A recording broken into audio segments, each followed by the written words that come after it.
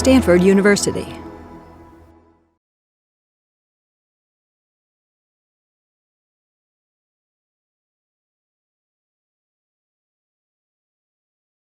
Welcome. Welcome to the 2020 Contemplation by Design Summit. My name is Dr. Tia Ridge, and I direct the Contemplation by Design program. Our teacher today is Jonah Willihnganz. Today, he will be helping us to find true ground in hard times through love stories. Jonah Willihnganz, MFA, PhD, is the Bruce Braden Lecturer of Narrative Studies and Director of the Stanford Storytelling Project, an arts program that explores how storycraft and practices support personal and social change. He studies how stories and storytelling can deepen natural human capacities such as awareness, courage, empathy, and teaches courses in creative writing, literature, and critical theory. He is also a co-founder of the Lifeworks, a program in the School of Medicine devoted to experiential whole student education. We wholeheartedly welcome Jonah to share his wisdom and insights with us today. Thank you, Jonah. We'll begin our program now. Thank you, Tia. And hello, everyone. Welcome. I'm really grateful to have this time with you today, to take an hour to talk about something that has been on my mind and that I've been teaching about lately, kind of to my surprise, which is love. If you had asked me 10 and especially 20 years ago, I would never have imagined, but it gives me great joy to do so.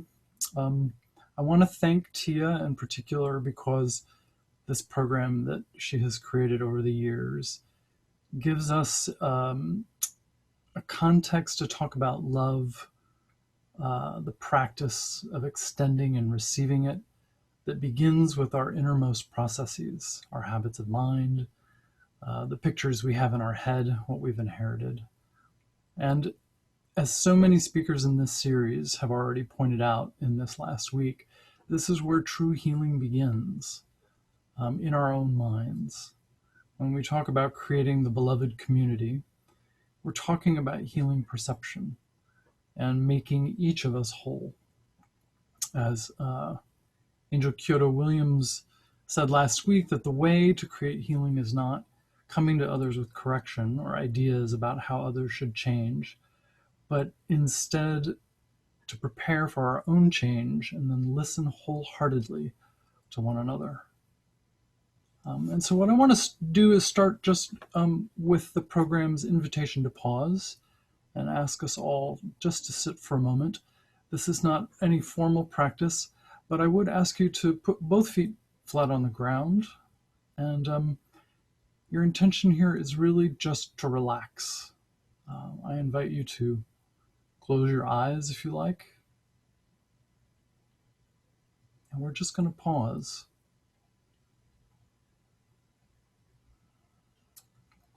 One of my favorite teachers, the Zen priest at the San Francisco Zen Center, Paul Haller, says when we slow down, it's to experience the experience we're experiencing. And so I would add to relaxing, I would add, let your breath slow down, let your whole body fall to gravity, and feel your whole body, even if it's just for these few moments, fully resting.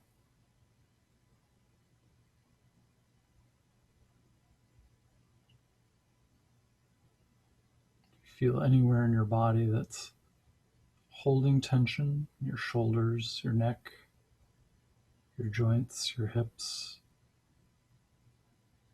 your hands. Just invite that to relax.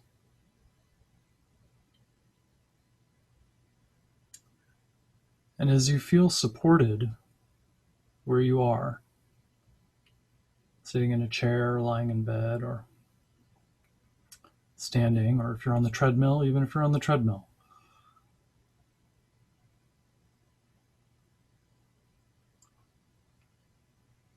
Ask to become aware of what is supporting you. What are the circumstances, the people that have supported you in this moment? What has it taken? What labor, what resources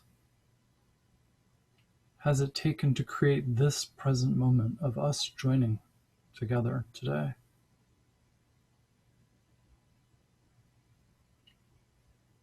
I think of my family, my teachers. I think of my role in the university, my colleagues, especially my wife, Kristen. And I think about just the physical world that is supporting me. And through your feet, just ask to feel the ground, through the floor, the land that you're on.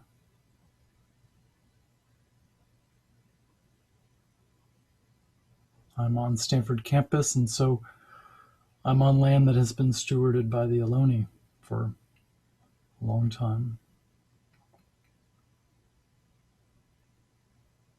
cared for by many people.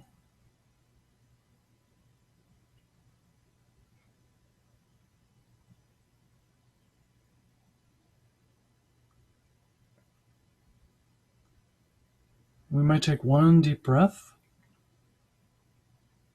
and just give gratitude to all of what has allowed us to come together and be right here now in this moment with one another.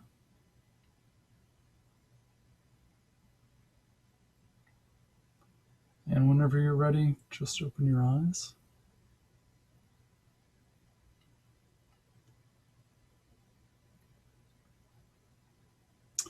The title of the talk is Finding True Ground in Hard Times Through Love Stories. And so I want to start with how there are many ways to find true ground. And even in just a short pause like that, we find in just a practice of awareness and in a practice of gratitude a way to find our ground. And another way is by experiencing love, by extending it, by truly receiving it, which isn't always as easy as it seems. Because extending love and receiving love puts us into contact with what makes us feel whole. And sharing love, we recognize it is in us and available to us, and it grows when we do so. Of course, if we're in trauma and if we're in profound grief and fear, it's often difficult to, if not impossible, to extend love, and probably inappropriate to even try. But it's surprising, even when we feel that we are challenged, or that the world is a big, frightening place with lots of things going wrong, that even in those circumstances, we can connect to extending and truly receiving love. And one of the ways that we connect to that is by encountering and experiencing love stories. So one of the things that I've noticed over the last several years is, especially when we're in hard times, how often we will reach for love stories. And I'm thinking of romantic comedies, of course, and I'm thinking of romances, but I'm also thinking of buddy movies and any kind of movie where we feel that there is a significant act of love that is occurring, that is at its core. Any novel, play, poem, where there is a significant extension of love. And we reach for those to remain in contact with that. As the psychologist Erich Fromm said, we live in a culture that does not support or circulate authentic images of exchanging love very much. Most of what we traffic in is not what we would maybe think of as authentic love. So what I want to do today is I want to offer you some story practices, which include mainly how we can approach and listen and read and experience stories that allows us to make the most of them, to let love stories do their most profound work on us. And I'm going to offer two practices. And these practices are things that we can adopt in our daily lives because we're just really adding a few ingredients to things that we already do. Rather than introduce like a new activity, I'm going to just, in a sense, offer you a couple of lenses. So when you're reading a story or listening to a story or watching a story, you're going to just take a new orientation into that. I've learned over the years that it's a lot easier to add something simple to stuff that I already do than it is to create a new habit, especially as I get older. You may be able to identify with that. So I'm going to show you two ways of having love stories do more work for us through some simple prompts that can activate us and skill us and, in a sense, grow the love impulse. I want to demonstrate mainly that we can encounter love stories in ways that give them more lasting and healing power. So we're going to look at a couple of parables. We're going to look at a couple of poems and a romantic comedy that oddly has been being mentioned constantly lately. Lamarad Owens in his talk on Friday mentioned it, and it was actually even mentioned on Saturday Night Live's Weekend Edition this week. Our stories are going to take us to India, the Middle East, the British Isles, then to Pennsylvania, hint, and then to New Mexico at the very end. So what I'd like to do is just share that I want you to think just for a moment in your mind, what kinds of stories do you think about when you think of love stories? Let a few just float to the top.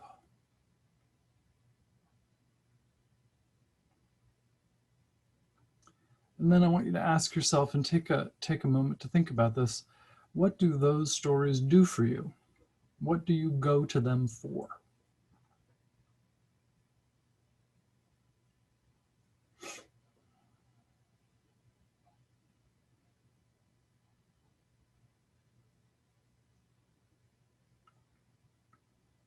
So if we were in a small group, we would share and talk about this, but since there are more than 100 of us, I'm going to wager a bet here and say that chances are that many of you thought of romantic love stories, whether they're contemporary, whether they're films or novels.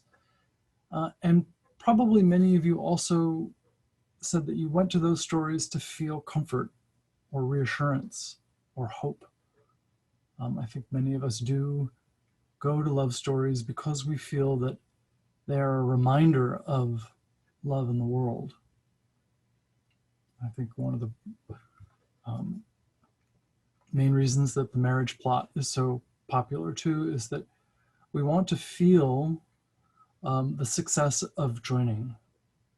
And one of the beautiful things about this is that if we begin to look at love stories, particularly typical romantic love stories, as stories that teach us about compassion, not just about what it takes to get the girl or what it takes to get the guy, but what it takes for any of us to open to love, what it takes for us to let go of distortions in the mind.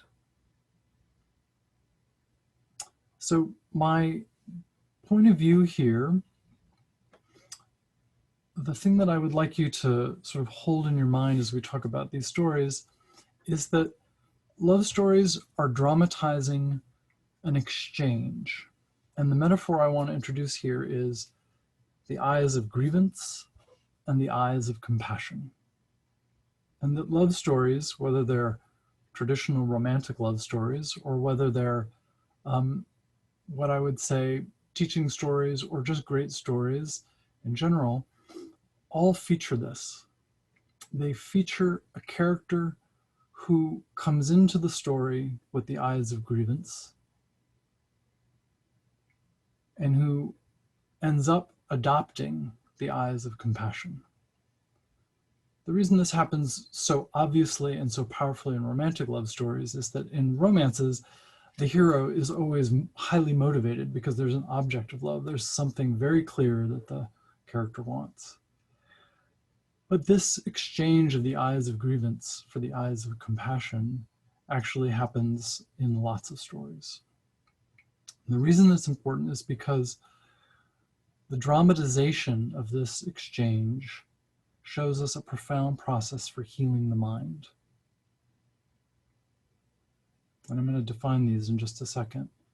But the last step of that is that healing the mind, as we were just saying, is what provides the true ground that we need to meet the kinds of upheavals and suffering that are so evident, so immediate, often for us.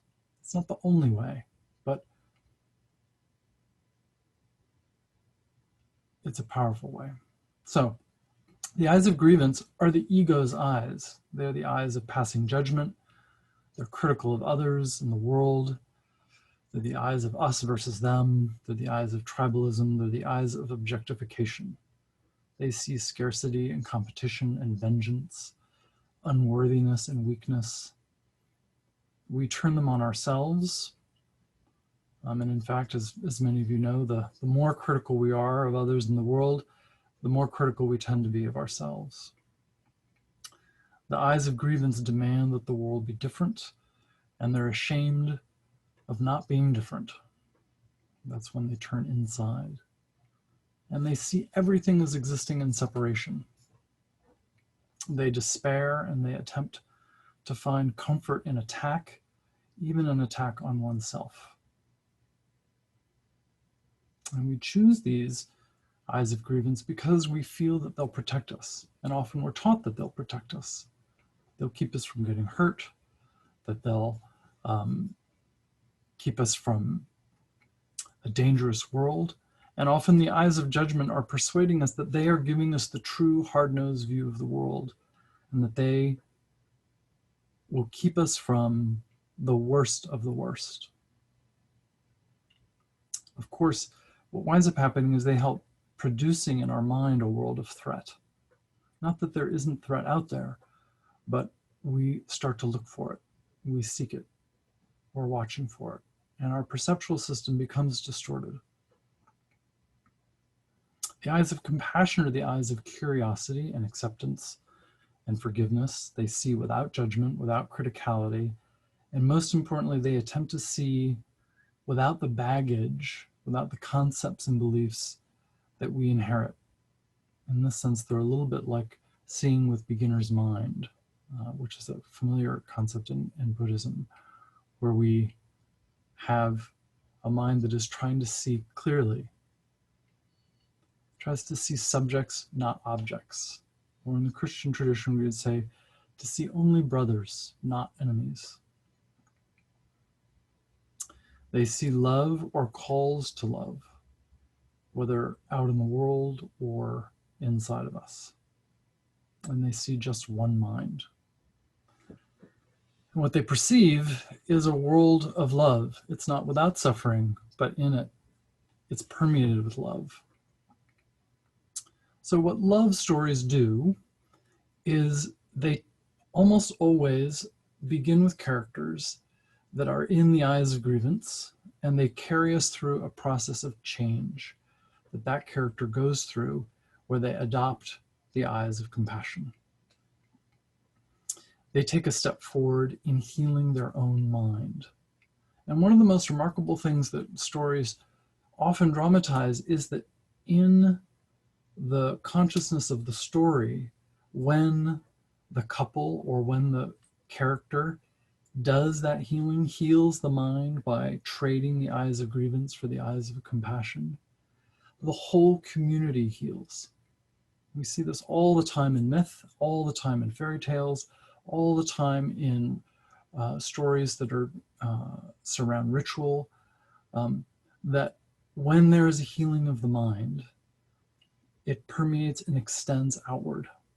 When the king in the fairy tale learns the lesson that he needs to learn, when the princess in the fairy tale makes the move, the primal, visceral move she needs to make to awaken, to see clearly, to have the eyes of compassion, the whole of the kingdom changes.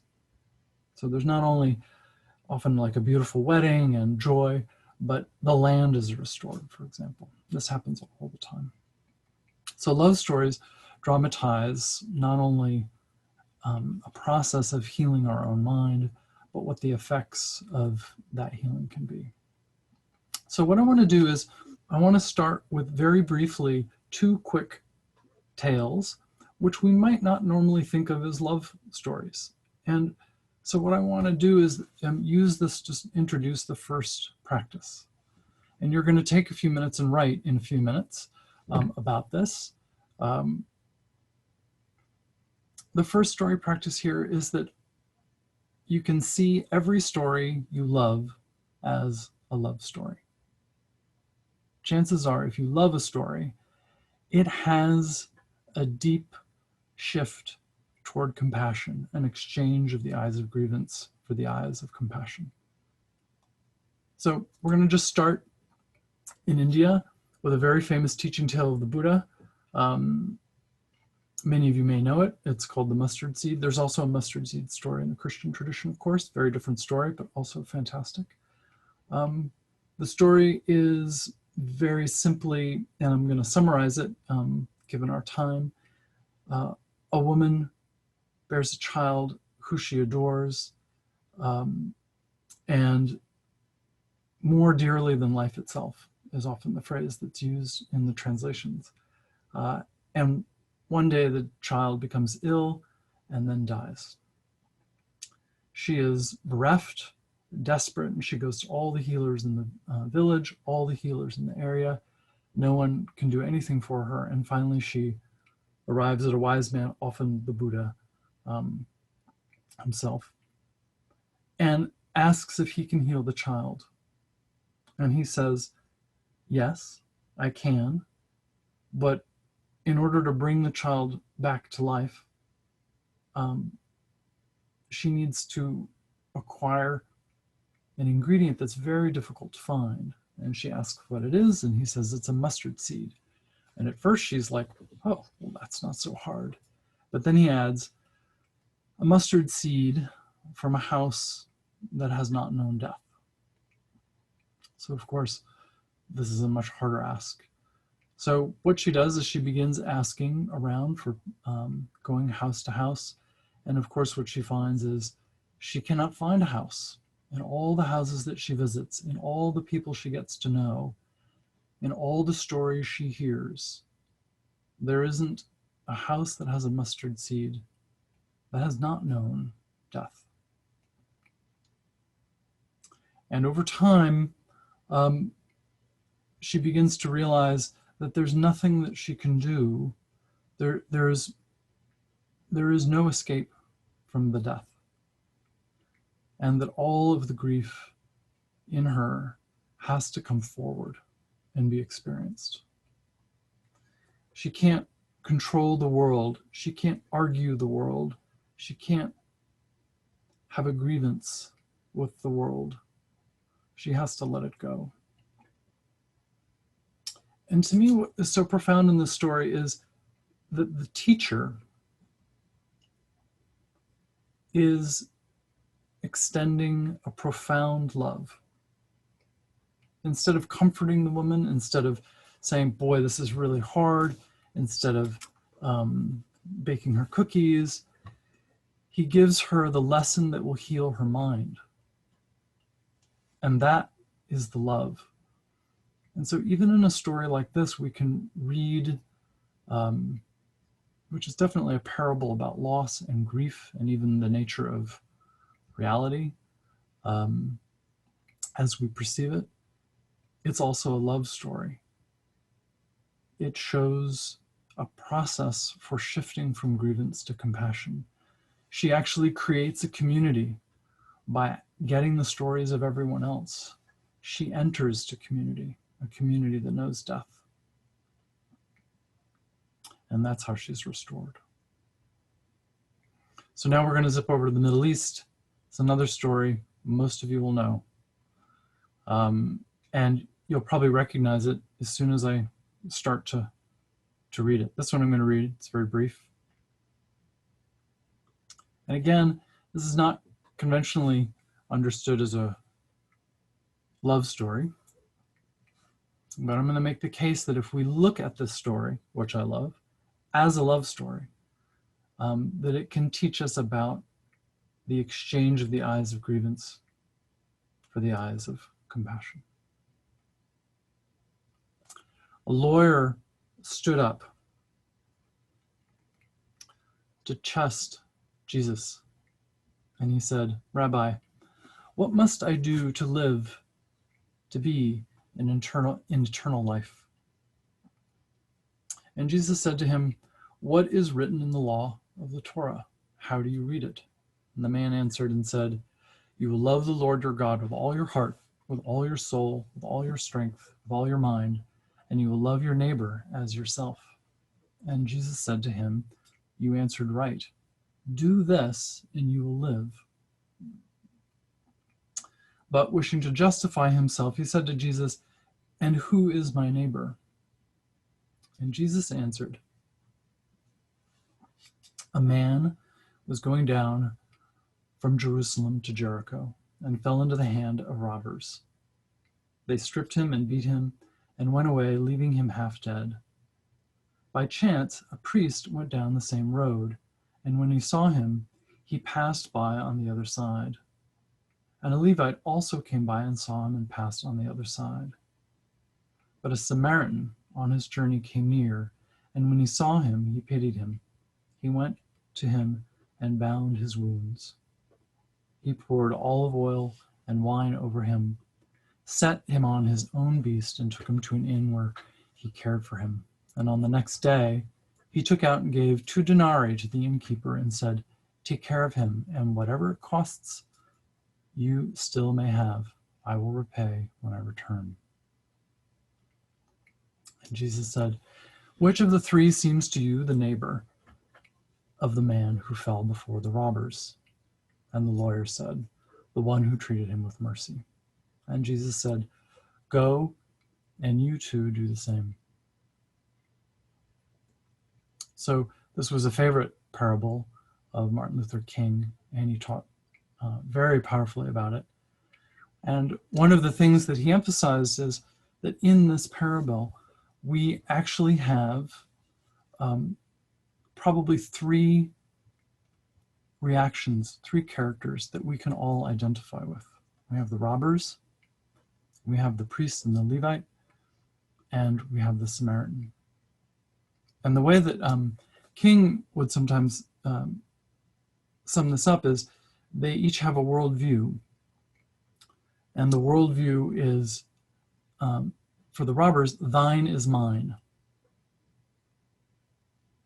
And for the Levite and the priest, mine is mine. And for the Samaritan, mine is thine. So the robbers felt like the way this world works, you got to get yours, and if you're vulnerable, I'm going to take it. Things are so scarce, survival of the fittest, etc., etc. The Levite and the priest, mine is mine. Here, the orientation is,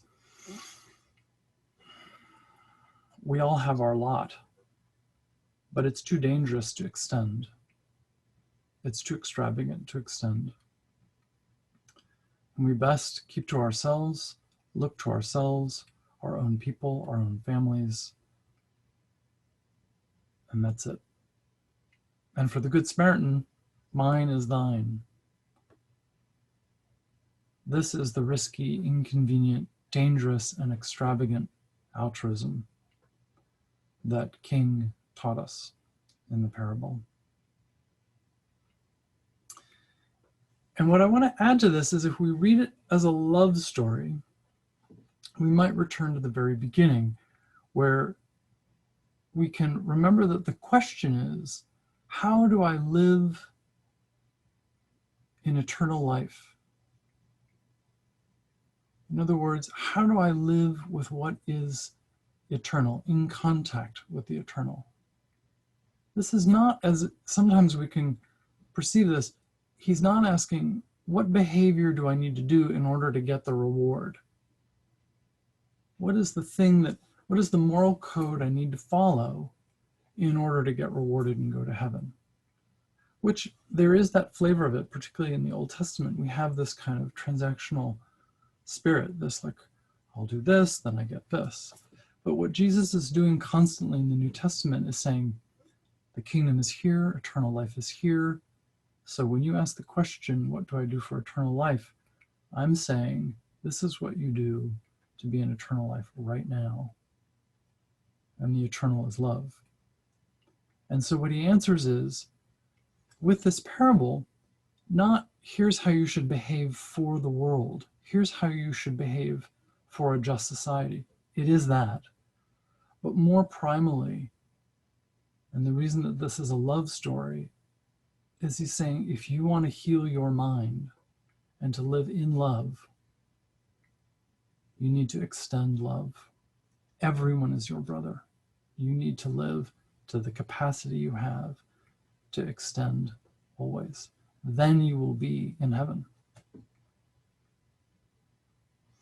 So with these two parables, we're seeing how we can look at any story you love as a love story. And when we look at it as a love story, when we see where is the extension of love, we can learn what is required of us to be in that.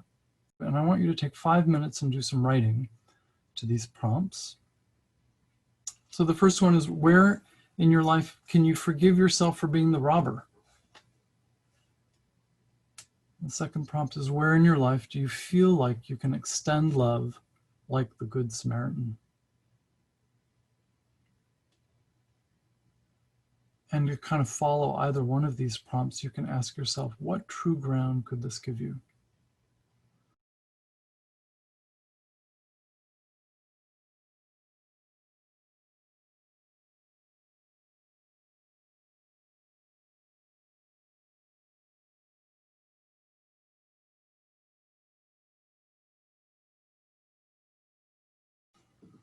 Okay, I'm going to call you back. You can just wrap up what you're writing. You can continue to write a little bit as I just dive in. You're going to see on the slide right now the second practice, which is seeing romantic love stories as compassion stories.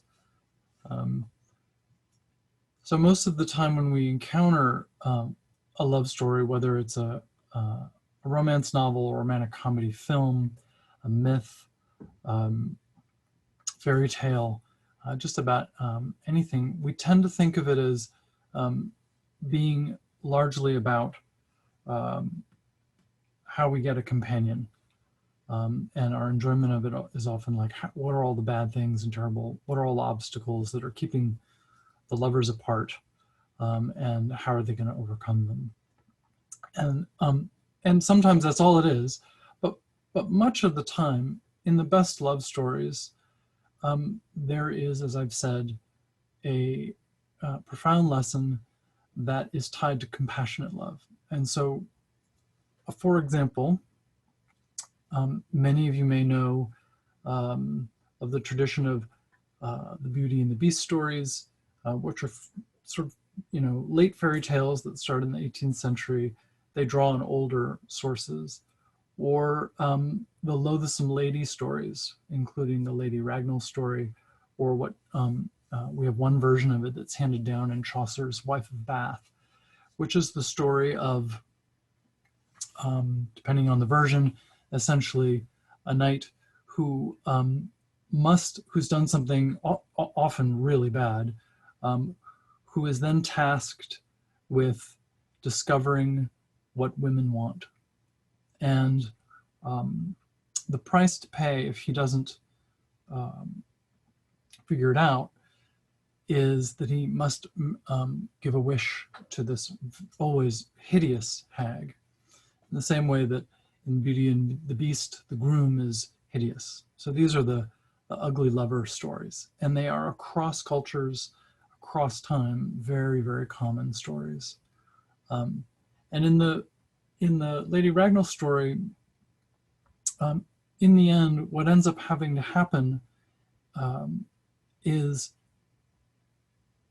the main character needs to see the other and give the other sovereignty, not based on what they look like, not based on their expectations, not based on anything that the logical egoic mind assesses, judges.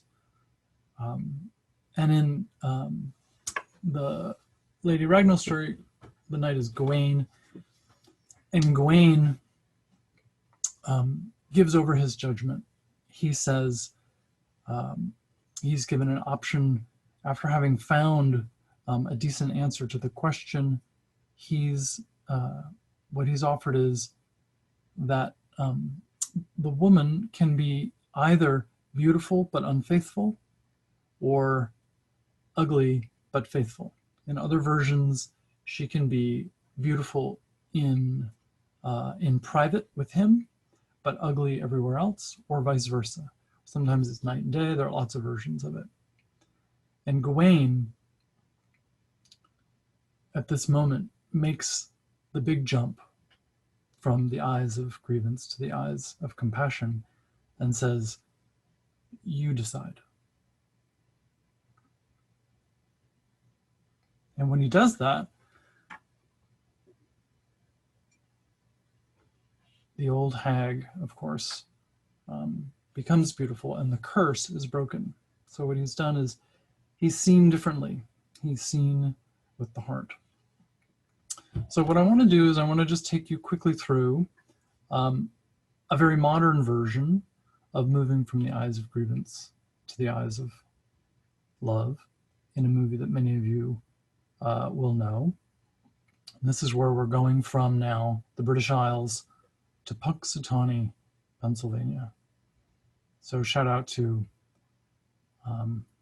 two of my students / friends, Emma Master and Sarah Dobbins. They asked to watch some love story movies this summer, and so this is one of the ones we watched, and I've been thinking about it ever since. So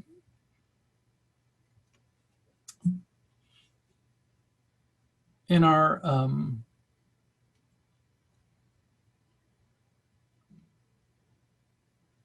story, we have a main character who is a jerk, and says so himself. And he feels essentially that people are morons, the world is moronic, and he gets very upset when the weather doesn't go his way. It should do what he asks. He's a narcissist, he's a prima donna, and he gets trapped in a single day, Groundhog Day. Most of you probably know the plot. And he can't figure out how to get out. He starts reliving the same thing over and over and over. And at first, he goes into denial. He says, this can't be happening. And in fact, he lives a whole second day and just sort of thinks, okay, he's hallucinating, but it'll resolve. And then the second thing he does is, after a little while, he realizes that he can't be killed. He's always going to wake up, so he can do whatever he wants. So the next route he takes is hedonism. He just starts eating as much as he wants. And this eventually leads him into the beginning of manipulation, which is he realizes if he starts to get to know people, well, he can get them to do things that he wants. So he asks a pretty young woman about her background, and she's befuddled, but he knows that the next day he can then pretend that he knows her. And so Annie McDowell, who plays the love interest Rita in the story, is somebody who he's kind of had an eye on and admires, but also denigrates as being a kind of a rube, as someone who is so open-hearted and so kind that she's naive and doesn't get the way the world works. And but he wants to seduce her. So he tries, and he tries a lot, and it doesn't go well, because the lover can tell when something is inauthentic. And for all the manipulation that he tries day after day after day after day, and we get a sense that it goes on for weeks and weeks, nothing works. And so he then goes into depression, and he tries killing himself. He tries everything he can to check out. And after he's sort of exhausted that option, he switches. And what he does is he goes to a diner in the morning with Rita, and he says to her, I'm going to tell you something that seems incredible, and he explains it, and he knows how to explain it at this point in a way that she'll start to give it some credence.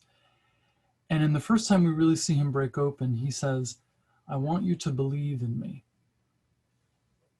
I've always found this line interesting. It's not that he wants her to believe him, but to believe in him. And from that point forward, she becomes very open and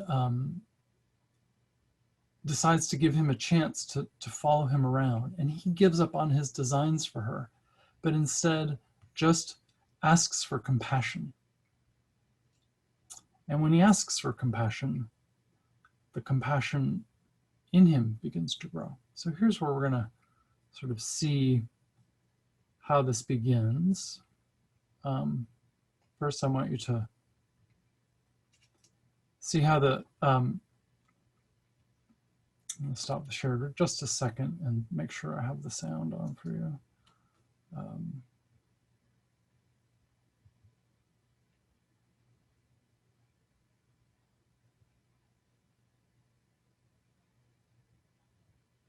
This is how it typically goes for him. After he's not only does the extension of love that he's witnessed in Rita become a model for him, that once he begins to follow that, he starts to open up and experience what gives him joy and go into that joy. So not only does he become kinder, not only does he change his orientation to the world that he's had a grievance with, but he's then become open to the joy of the world, which at the beginning of the movie, there was nothing, there was no openness to that. And so part of what that demonstrates is a healing of the mind. And so what the romantic comedy story does is illustrate that the love that he finds is for the world. It's for everything around him. So he begins to extend, he gets to know practically the whole town, and he becomes joyous. The romance with Rita becomes secondary. And in fact, she begins to be very drawn to him because she can feel his orientation to the world changing. And we begin to see, even in scenes that where there was trouble or difficulty, the effect of this healing of his mind begins to spread to a young couple that's getting cold feet about their marriage, to a boy who's falling out of a tree, to people having car trouble, to so just as in the myths, what begins to happen is as he begins to exercise compassionate love, what we might call agape, the world around him begins to change. As he exchanges the eyes of grievance for the eyes of love, his mind is healed, and everything around him heals. So I encourage you to all watch the film. It's a beautiful film for the lessons it gives. But not only that, to use this as a model. And here's our second practice. So for the last few minutes here, I'd like you to write. And then if you can stay for 5 extra minutes, I have a treat for you, which is a beautiful 5-minute story read by one of my favorite poets, Naomi Shihab Nye. But I want you to take maybe 3 minutes just to write to this prompt. And again, you don't have to write all of them. You can choose what feels resonant with you. Where are you meeting the world with judgment in a way that you know isn't serving you? Here, Phil, Bill Murray's character, he knows, and you saw in that exchange with Rita, that being a jerk, being critical, being on the attack of others and himself isn't serving him. How might you try bringing the eyes of compassion to that situation? So if you've been able to identify something specific, imagine what would bringing the eyes of compassion take? How would you do it? And then finally, you might imagine what you might see. So just a few minutes.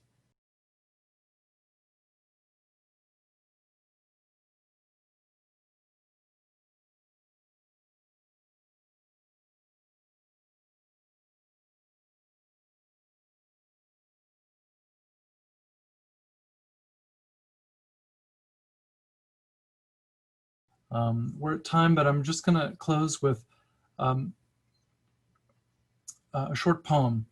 It's a recording that was made 1.5 years ago when Naomi Shihab Nye, the poet, was here visiting Stanford and working with some of our students. And again, it's not a love poem per se, but we can think about here in the beginning, we have an older woman in distress who is outside of her own language, and the inciting incident is that there's a PA message read over an airport system asking for someone, if there's anyone who speaks Arabic, to come to a certain gate. So some of you may already know this poem. It's called Gate A4. And so the world of the poem in the beginning is this woman is a problem. This is a challenge. How do we deal?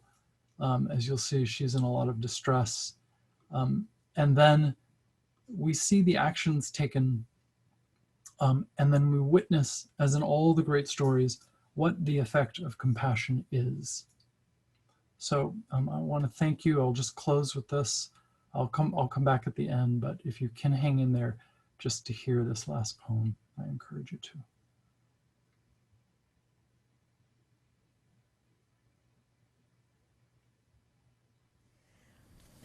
I thought about lighting a candle in Gate A4 recently when I passed through the Albuquerque airport, but then I knew I would be arrested, so I didn't.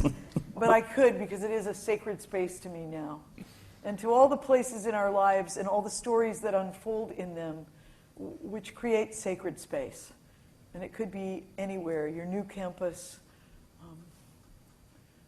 that wonderful Windover place, building we were in, the most beautiful building I've ever been in on this campus yesterday. Such a building, and your own room. Gate A4. Wandering around the Albuquerque airport terminal, after learning my flight had been delayed 4 hours, I heard an announcement. If anyone in the vicinity of Gate A4 understands any Arabic, please come to the gate immediately.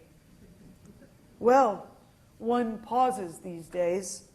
Gate A4 was my own gate. I went there.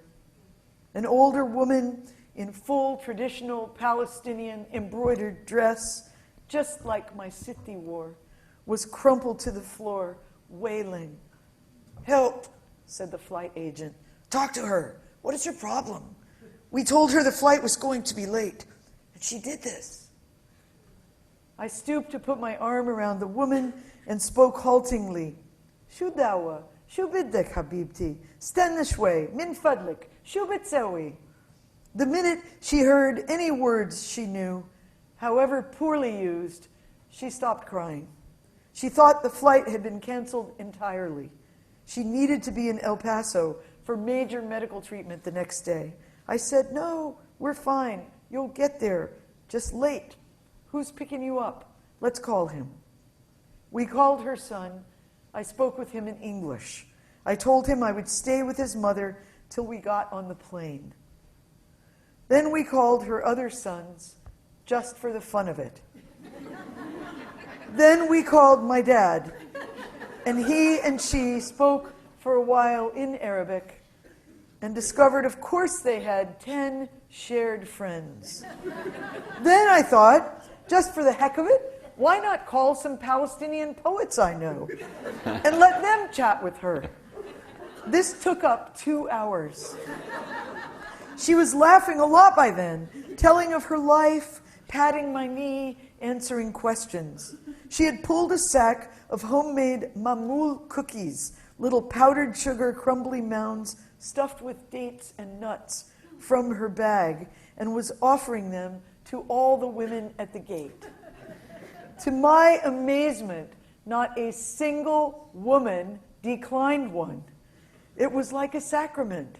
The traveler from Argentina, the mom from California, the lovely woman from Laredo, we were all covered with the same powdered sugar and smiling. There is no better cookie. And then the airline broke out free apple juice, and 2 little girls from our flight ran around serving it, and they were covered with powdered sugar too. And I noticed my new best friend, by now we were holding hands, had a potted plant poking out of her bag, some medicinal thing with green furry leaves. Such an old country traveling tradition. Always carry a plant. Always stay rooted to somewhere. And I looked around that gate of late and weary ones and thought, this is the world I want to live in. The shared world. Not a single person in that gate, once the crying of confusion stopped, seemed apprehensive about any other person. They took the cookies. I wanted to hug all those other women too. This can still happen anywhere. Not everything is lost. Thank you. Thank you all. Thank you for coming.